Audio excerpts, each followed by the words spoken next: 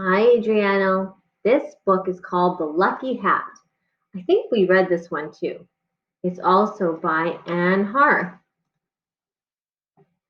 You can wear my lucky hat. Kyle held out a red baseball cap. The edges were gray and grubby. David raised his eyebrows. Really? Kyle shrugged. You need it. It's an important bike race. Wow. David took the hat. He ran his fingers across the visor. Thanks, I won't lose it. Kyle shrugged. Don't worry, it's lucky. It always turns up. Just don't wash it. It might lose some of the luck. David smiled. I promise. He pulled on the cap. I'll take good care of it. He hopped on his bike. I know.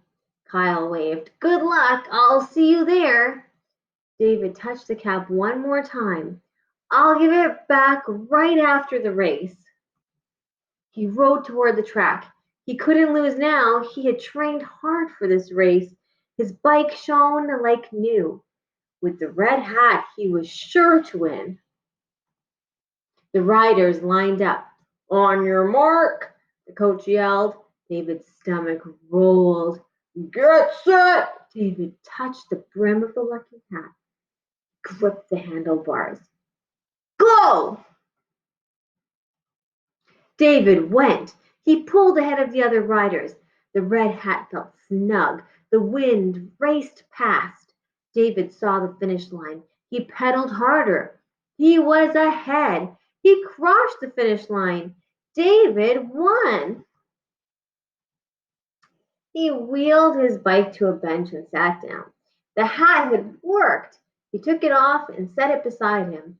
He was hot and tired, but he was happy. Come get your ribbon, David, Coach Masters called. David ran to the coach. He returned to the bench with his reward. He reached for Kyle's lucky hat. His hand stopped above the seat. The hat was gone. David felt the top of his head. He looked under the bench. He looked at the people around him. No one was wearing the red cap. Kyle had trusted him with his lucky hat. David had lost it. David looked in the garbage cans and under the picnic tables. He looked behind trees and in bushes. The hat had vanished. You're a winner, David! Coach Masters drove away. David didn't feel like a winner. He felt like a loser. What would he tell Kyle?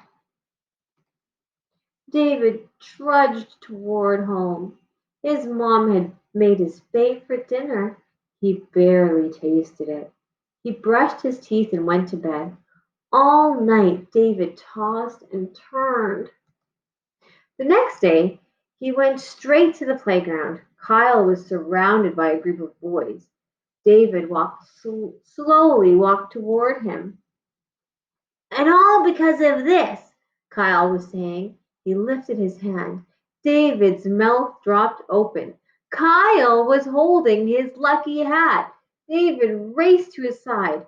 Your hat, he yelled. Where did you find it? You left it for me next to your bike. Kyle put his hat on his hat. David shook his head.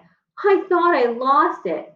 Nope, Kyle laughed. See, it really is lucky. It always turns up.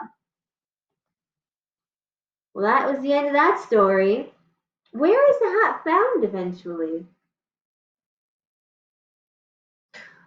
What does Kyle lend to David to help him win the race? Why does David have trouble sleeping? These are all questions for you to think about after reading this story. Bye, Adriano.